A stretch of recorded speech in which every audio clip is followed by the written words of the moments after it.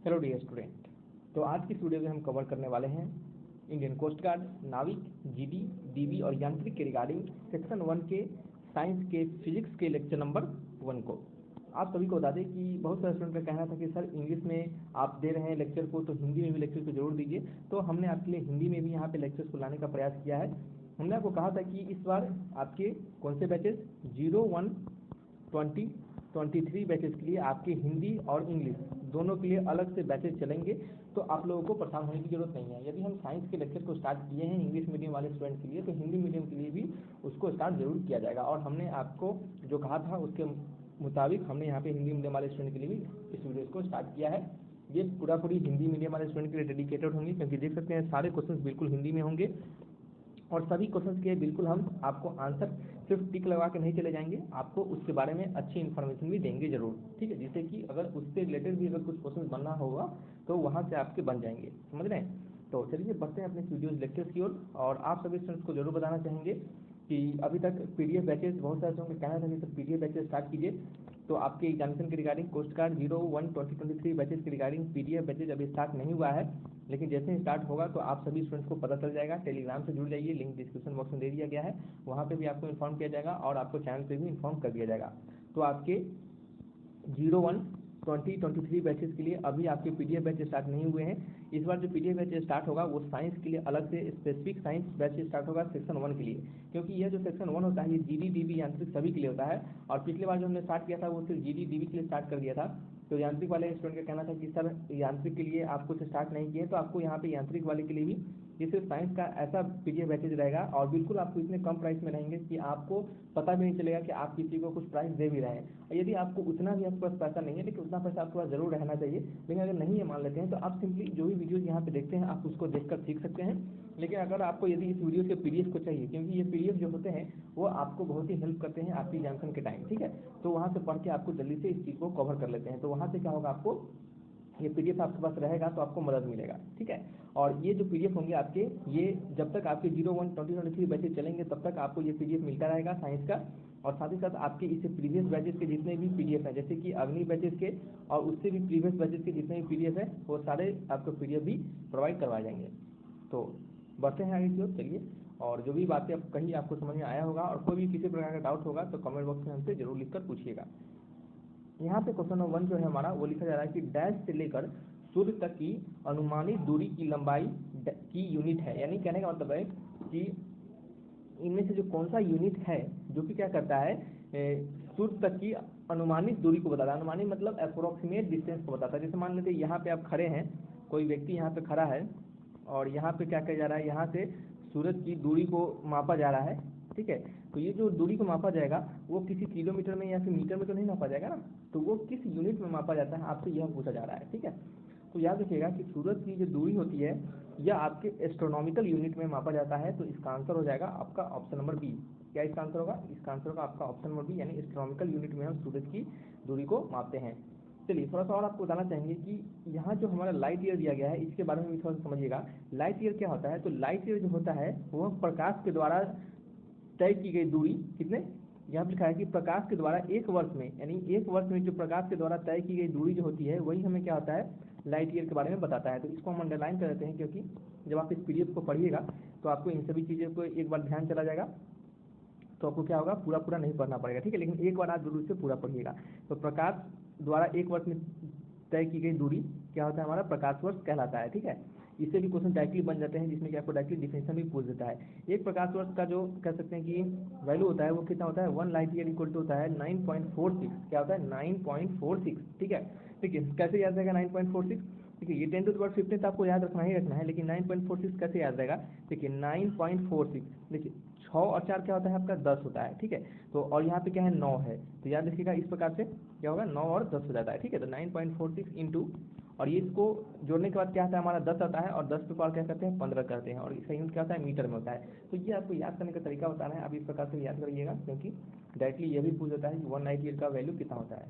तो क्या होता है 9.46 इंटू 10⁻15 मीटर, ठीक है। चलिए, और यहाँ पे क्या लिखा गया है कि यहाँ पे लिखा गया है कि यह दूरी का मात्रक है ये, और ये भी याद रखिएगा ये लाइट ईयर जो होता है वो किसका मात्रक होता है, दूरी का, यानी डिस्टेंस का, ठीक है। और कुछ इंपॉर्टेंट चीज़ें हैं, जैसे सूर्य की पृथ्वी की दूरी 149.6 मिलियन किलोमीटर है, यानी सूर्य से पृथ्वी की दूरी जो है वो 149.6 मिलियन किलोमीटर है। मिलियन मतलब समझते हैं, 1 मिलियन इक्वल टू कितना होता है, 1 मिलियन इक्वल टू होता है 10 लाख, क्या होता है 1 मिलियन इक्वल टू 10 लाख होता है, ठीक है। और चलिए एस्ट्रोनॉमिकल यूनिट जो होता है, देखिएगा यहाँ पे खगोलीय इकाई एस्ट्रोनॉमिकल यूनिट की लंबाई का मात्रक है, यानी कहने का मतलब ये जो एस्ट्रोनॉमिकल यूनिट है हम उसी यूनिट से क्या करते हैं, सूर्य की दूरी को मापते हैं, समझ रहे हैं। तो इसका आंसर आपको समझ में आया होगा। और यहाँ पे कुछ चीज़ें दी गई है, अगर आप उसको थोड़ा सा समझिएगा तो यहाँ पे आपको समझा देना चाहेंगे। यहाँ पे क्या चीज़ें दी गई है उसको समझते हैं। जैसे कि यहाँ पे बीच में हमारा सेंटर है, ठीक है, और यदि हमारा यह क्या है, बुध है, ठीक है, और यह क्या हमारा पृथ्वी है, तो बुध से यानी बुध से आपका ये, अच्छा एक सेकंड याद रखिएगा, ये हमारा बुध नहीं, एक्चुअल में ये हमारा क्या है, सूरज है, ठीक है, ये बीच में हमारा सूरज है, ठीक है, और सूरज के चारों ओर अलग अलग ग्रह जो है हमारे वो परिक्रमा कर रहे हैं, वो चारों तरफ घूम रहे हैं, ठीक है। तो यहाँ से हमारा ये क्या है, आपका अर्थ है, जैसे ये वाला जो लाइन, ये वाला जो गोला है, ये वाला गोला ये हमें अर्थ को बताता है, ठीक है, और ये वाला गोला हमें मंगल को बताता है, और ये वाला गोला हमें किसको बताता है, शुक्र को, सॉरी ये वाला गोला हमें पृथ्वी को बता रहा है, शुक्र को ये वाला गोला बता रहा है, ठीक है, और ये जो वाला गोला है ये वाला हमें बुध को बता रहा है। तो सूरज क्या हो गया हमारा, सूरज ये छोटा सा बिंदु हो गया, आपको लिख देते हैं यहाँ पे, कंफ्यूज नहीं होना है बिल्कुल। चलिए ये क्या हो गया हमारा, सन हो गया, ठीक है, और ये क्या हो गया हमारा, अर्थ हो गया। अगर देखेंगे आप सन से और अर्थ की एस्ट्रोनॉमिकल यूनिट, तो वो कितना होता है, 1 एस्ट्रोनॉमिकल यूनिट के बराबर होता है, ठीक है, और 1 एस्ट्रोनॉमिकल यूनिट जो होता है वो कितना होता है आपका 149.6, यानी यहाँ पे लिखा गया है कि सूर्य से पृथ्वी की दूरी कितना है, 149.6 मिलियन किलोमीटर, ये किलोमीटर में दिया जा रहा है एक्चुअल में, एस्ट्रोनॉमिकल यूनिट में यहाँ पे नहीं दिया जा रहा है, ये किलोमीटर दिया जा रहा है। लेकिन अगर आपको एस्ट्रोनॉमिकल यूनिट पूछा जाता है तो सूर्य से लेकर सन से लेकर सूर्य जो पृथ्वी की दूरी होगी वो 1 एस्ट्रोनॉमिकल यूनिट होगी। और साथ ही साथ अगर सूर्य से मंगल की बात करते हैं तो मंगल से सूर्य की बात करेंगे तो देख सकते हैं 1.52 एस्ट्रोनॉमिकल यूनिट होगा, ठीक है। ये सब छोटी छोटी चीज़ें हैं, इंफॉर्मेशन जो कि आपको याद रखना है, ठीक है। चलिए नेक्स्ट बढ़ते हैं आगे की ओर। यहाँ पे लिखा जा रहा है, देखिए आपको सिंपल अगर हम ये आंसर बता के चले जाते हैं ना तो आपको बस छोटा सा जानकारी मिलता है, लेकिन हमने जो आपको यहाँ पे बताया है वो आपको अलग अलग चीज़ों के बारे में भी बताया, जैसे कि लाइट ईयर को हमने यहीं पे बता दिया। अगले आने वाले समय में क्वेश्चन यदि लाइट ईयर से बनेंगे तो डायरेक्टली आप बना सकेंगे, ठीक है। लाइट ईयर किसका यूनिट होता है, तो दूरी का यूनिट होता है, ठीक है, ये भी आपको पता चला। 1 लाइट ईयर का वैल्यू पता चला, लाइट ईयर का डिफिनीशन पता चला, ठीक है। पृथ्वी से सूरज की दूरी पता चली, इसमें आपको किलोमीटर में भी पता चल गया, आपको एस्ट्रोनॉमिकल यूनिट में भी पता चल गया, तो ये सभी चीज़ आपको हेल्प करेगा। नेक्स्ट क्वेश्चन है, वेक्टर राशि का उदाहरण क्या है, ठीक है। इनमें से कौन सा जो है वो वेक्टर राशि यानी वेक्टर क्वांटिटी है, ठीक है। तो आपको बताना है कि इसमें से वेक्टर राशि का उदाहरण कौन सा है। तो देखिएगा वजन है, यानी वजन मतलब क्या होगा आपका, वेट हो जाता है। वेग यानी क्या होता है, वेलोसिटी होता है।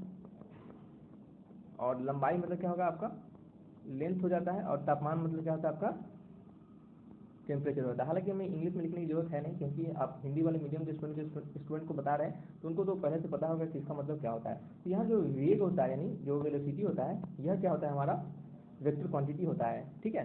वेक्टर क्वांटिटी क्या होता है आपको पता होना चाहिए कि ऐसे क्वांटिटी जिनके पास क्या हो, परिमाण के साथ साथ वे राशियाँ जिनके परिमाण के साथ साथ दिशा भी हो, ठीक है, यानी ऐसा राशि जिनके पास क्या हो, मैग्नीट्यूड भी हो और आपका क्या हो, आपका डायरेक्शन भी हो, ठीक है, उनको क्या कहते हैं, सदिश राशि भी कहते हैं, ठीक है। चलिए यदि हम कहें, समझिएगा, ठीक है। अच्छा उससे भी समझते हैं कि आप ये जो सब लिखा गया है ना, आप इसको रखने की जरूरत नहीं है, आप इसको एक बार पढ़ने की जरूरत बिल्कुल है। तो आप इसको एक बार जरूर पढ़िएगा, जिससे क्या होगा आपको और भी कह सकते हैं कि वाइड रेंज ऑफ आपका दिमाग खुलेगा, ठीक है, जिससे कि आप अच्छे से बना पाइएगा किसी भी क्वेश्चन को। यहाँ पे एक फॉर्मूला भी दिया जा रहा है, देख सकते हैं कि वेग जो होता है वो क्या होता है, विस्थापन अपॉन समय, ठीक है, यानी वेलोसिटी जो होता है वो क्या होता है आपका डिस्प्लेसमेंट अपॉन टाइम होता है, ठीक है, या फिर वेलोसिटी जो होता है वो क्या होता है डिस्टेंस अपॉन टाइम होता है। तो ये आपको फॉर्मूला क्या रखना है, याद रखना है, इससे भी क्वेश्चन आपके एग्जामिनेशन में बनेंगे, ठीक है। ऐसा नहीं सोचिएगा कि इससे क्वेश्चन नहीं आएगा, बिल्कुल आ सकता है। चलिए नेक्स्ट क्वेश्चन से बढ़ते हैं। निम्नलिखित में से कौन सी एक वेक्टर मात्रा है, इनमें से कौन सा जो है वो वेक्टर मात्रा है, ठीक है, यानी सदिश क्वांटिटी है। तो वेक्टर मात्रा है, बताइए, दूरी, समय, वेग, तापमान, बिल्कुल आंसर होगा ऑप्शन नंबर डी, अभी तुरंत हमने बताया है, ठीक है। नेक्स्ट क्वेश्चन आपका है नंबर 4, फ्रेम के संदर्भ में जो समय का फंक्शन है, ठीक है, फ्रेम के संदर्भ में जो समय का फंक्शन है, एक वस्तु की स्थिति में परिवर्तन की दर क्या है, ठीक है, उसे क्या कहा जाता है, ठीक है। अच्छा चलिए, फ्रेम के संदर्भ में जो समय पर समय का फंक्शन है, समय का फंक्शन मतलब क्या है, टाइम पे डिपेंडेंट है, और इतना को अगर आप थोड़ी देर के लिए छोड़ देते हैं तो अगर आप आगे पढ़ते हैं तो लिखा जा रहा है यहाँ पे कि एक वस्तु की स्थिति में परिवर्तन का दर, ठीक है, एक वस्तु की स्थिति में परिवर्तन का दर मतलब समझ रहे हैं, उसे क्या कहेंगे, उसे हम वेग कहेंगे यानी वेलोसिटी। यानी देखिए एक वस्तु की स्थिति में परिवर्तन, किसी भी वस्तु की कोई यहाँ पे फिक्स है, वो वस्तु यहाँ पे चला गया तो उसमें क्या हो गया, उसकी स्थिति में परिवर्तन हो गया, और क्या हो गया, समय के साथ उसका परिवर्तन हुआ है तो समय भी बदला है, और उसका परिवर्तन यानी उसका डिस्टेंस जो है, उसका पोजीशन जो है वो भी बदला है, तो उसे क्या कहेंगे, हम वेग कहेंगे। वेग का क्या होता है, दी गई दिशा में चली गई दूरी, यानी किसी भी दिशा में दी गई जो आपको दिशा है आपके पास, उसमें अगर कितनी भी कुछ दूरी को आप चलते हैं वह दूरी अपॉन लिया गया समय, यानी यहाँ से यहाँ तक आने में जो लिया गया समय हो, वो उसे क्या कहते हैं, उसे हम वेग कहते हैं। क्या कहते हैं, उसे हम वेग। ठीक है, तो आपको समझ में आ रहा होगा, वेग क्या हो गया, दी गई दिशा में चली गई दूरी अपॉन लिया गया समय। ठीक है, तो ये क्या होता है, हमारा ग्राफ है, इसे यहाँ पे देख सकते हैं, ये ग्राफ है जहाँ पे हमें यहाँ पे समय बताया जा रहा है और यहाँ पे क्या बताया जा रहा है, वेग यानी वेलोसिटी हमें बताया जा रहा है। ठीक है, और याद रखिएगा, तो चलिए वो सभी चीज़ों को बाद में समझेंगे, पहले इतना आपको समझ में आना चाहिए। ठीक है, चलिए नेक्स्ट क्वेश्चन क्या है हमारा, नेक्स्ट आपका नंबर 6 क्वेश्चन, मास प्रति यूनिट वॉल्यूम क्या है। ठीक है, मास प्रति यूनिट वॉल्यूम यानी मास अपॉन वॉल्यूम। ठीक है, आपने पढ़ा होगा डेंसिटी। ठीक है, डेंसिटी मतलब क्या होता है, डेंसिटी को हम घनत्व के नाम से भी जानते हैं। ठीक है, घनत्व, डेंसिटी मतलब घनत्व। तो मास पर यूनिट वॉल्यूम जो होता है वो क्या होता है, हमें घनत्व को बताता है, यानी आंसर होगा ऑप्शन नंबर सी। देख सकते हैं, मास पर यूनिट वॉल्यूम यानी डेंसिटी इक्वल टू क्या होता है, मास यानी द्रव्यमान अपॉन वॉल्यूम यानी आयतन। ठीक है, यहाँ पे कुछ और इन्फॉर्मेशन दी गई है, इससे भी क्वेश्चन बनते हैं आपके, वो क्या इन्फॉर्मेशन है उसको समझते हैं। तो मात्रक यानी इसका जो मात्रक होता है वो क्या होगा, देखिए मास का जो मात्रक होता है वो आपका केजी होता है, वॉल्यूम का जो मात्रक होता है वो क्या होता है, बताइए, वो होता है मीटर क्यूब।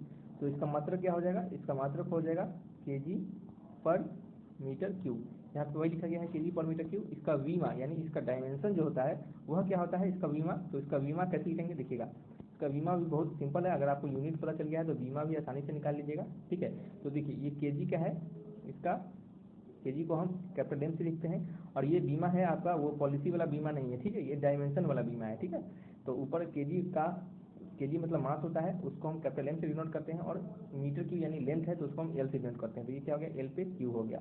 तो इसका हम एक्चुअल में अच्छे से बीमा को लिखे तो डेंसिटी ऐसे हो गया, और इसका बीमा क्या हो जाएगा आपका एम एल पे पावर -3।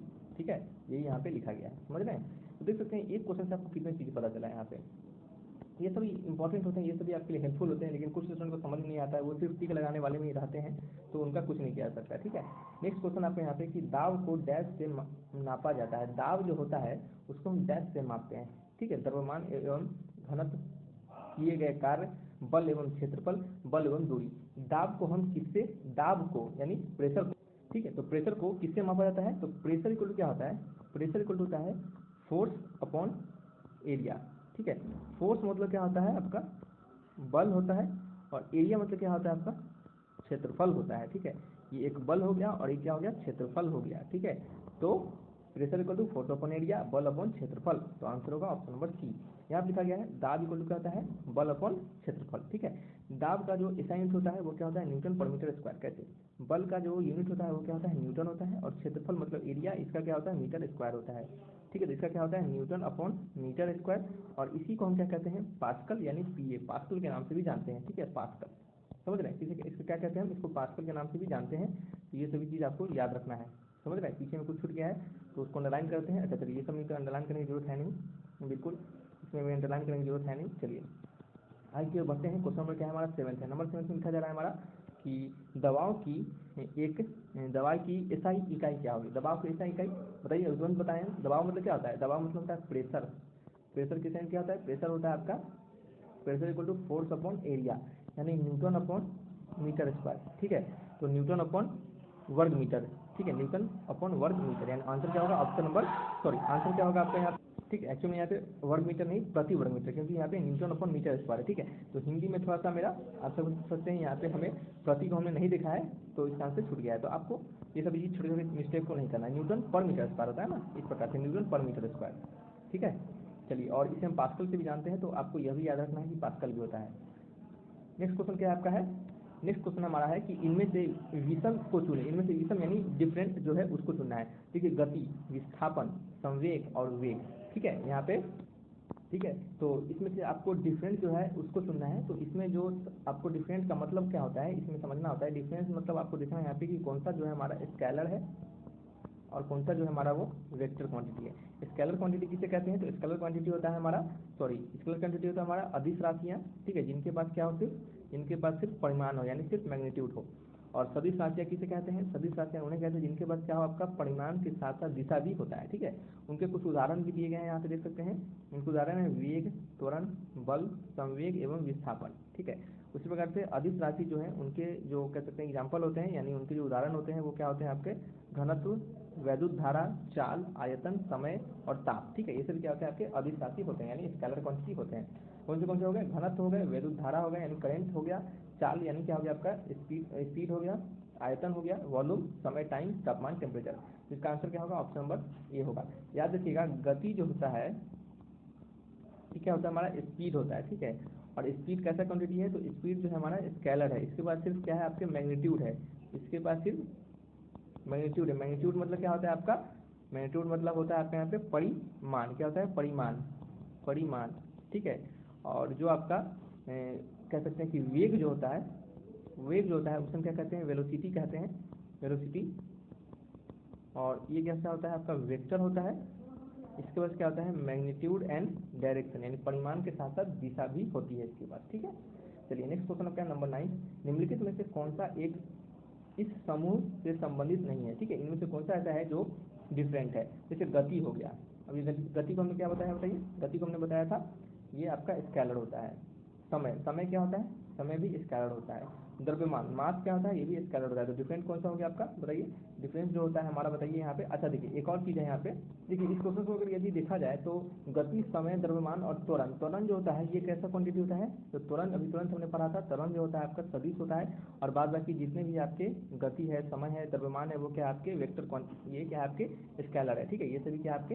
ये तीनों आपके स्केलर है। स्केलर मतलब क्या होता है आपका? अदिश। ठीक है, ये क्या है आपके? अदिश है। और ये क्या है आपका?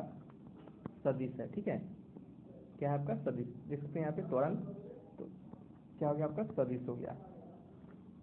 समझ रहे हैं? तो इसका आंसर क्या होगा हमारा? जो डिफरेंट आपसे यह पूछा जा रहा है तो इसका आंसर होगा ऑप्शन नंबर डी। लेकिन यहाँ पे क्या है, आंसर आपका ऑप्शन नंबर बी भी लिखा गया है।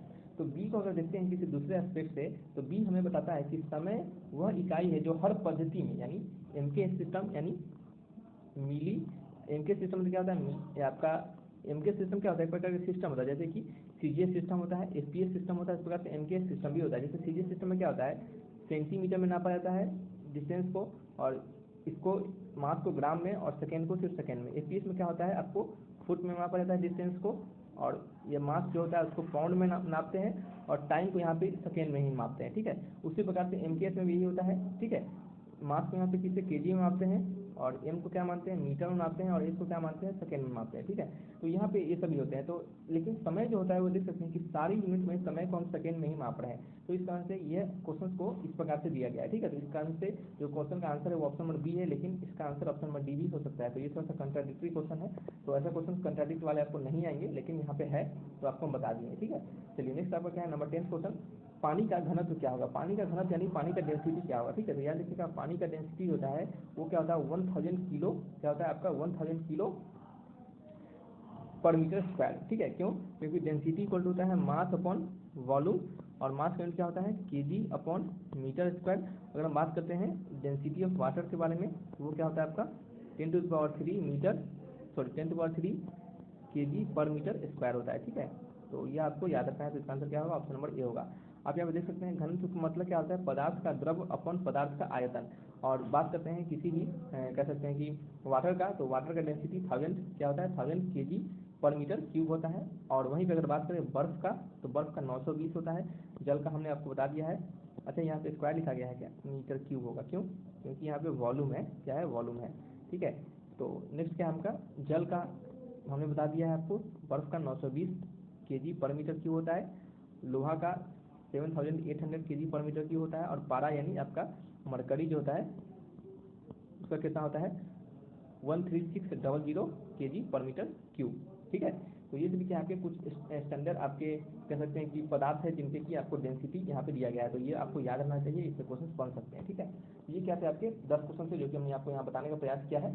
और किसी भी क्वेश्चन से कोई डाउट रह गया हो तो आप हमें जरूर बताइएगा और आपके डाउट का जवाब हम जरूर देंगे। ठीक है, तो रखते हैं इस वीडियो को यहीं पे, मिलेंगे नेक्स्ट वीडियो में। थैंक्स फॉर वॉचिंग वीडियो, तब तक के लिए बाय बाय।